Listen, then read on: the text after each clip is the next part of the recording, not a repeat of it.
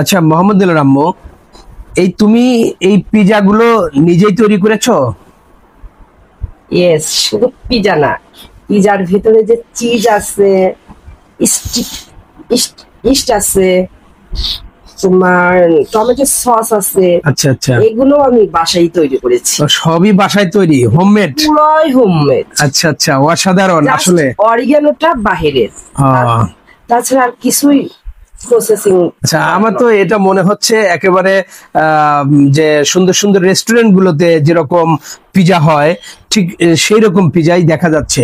তো এখন একটু খেয়ে দেখি কেমন টেস্ট। তুমি, এইটা হলো চিকেন পিজা করছি আমি। Chicken pizza? জি। আচ্ছা এটা আচ্ছা, আমার নাতির জন্য, দুইটাই কি সেম? আমার ছেলের জন্য করছি। দুইটাই কি সেম আর জিনিস? এটা তোমাদের জন্য করছি মাটন পিজা, অনেক স্পাইসি, ঝাঝালো, ঝাল। এটা শুধু বড়দের জন্য। আচ্ছা, আর এটা? মাটন। আর এটা চিকেন, বাচ্চাদের জন্য জাস্ট সসের ঝালটাই, আর অন্য কিছু নয়। আচ্ছা ঠিক আছে, তাহলে আমরা একটু টেস্ট করে দেখি মানে কেমন হয়েছে আর কি। এটা শুধু আমার ছেলে আর আমার নাতির জন্য, আর আমার শাশুড়ি মায়ের জন্য। এরা ঝাল খেতে পারে না। বেশ রসালো হয়েছে আর কি, মনে হচ্ছে খুব মানে টেস্টি হবে, ভালোই মনে হচ্ছে।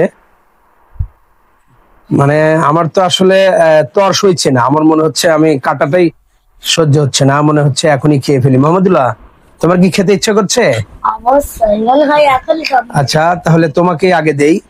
মনে হয় সবগুলো এই যে নাও, তুমি এটা নাও, আর আমি এটা নেই, একটু দেখি কেমন হয়েছে।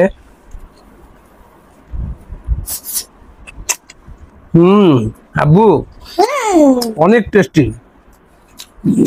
আসলে তুমি মাঝে মাঝে অনেক রেসিপি তৈরি করো, কিন্তু মানে এরকম টেস্টি পিৎজা যে তুমি বানাতে পারো এটা আসলে বুঝি নেই।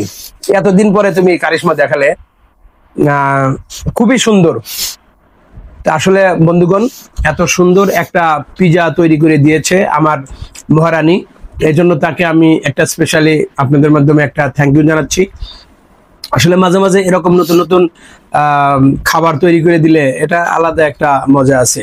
তো বাসায় এরকম খাবার, যেহেতু বাইরে এগুলো খাই না, ফাস্ট ফুড কিন্তু আসলে মোটেই খাওয়া উচিত না, তবুও বাইরেরটা তো আরো উচিত না। তো আমরা চেষ্টা করছি, তো দুই একটা দিন অবশ্য বাড়িতে তৈরি করে খাওয়া যায়। তো ধন্যবাদ আপনাদেরকে। আসসালামু আলাইকুম ওয়া রাহমাতুল্লাহ। থ্যাংক ইউ তোমাকেও আমার পিজাটা খেয়ে তোমার পছন্দ হওয়ার কারণে। ওকে।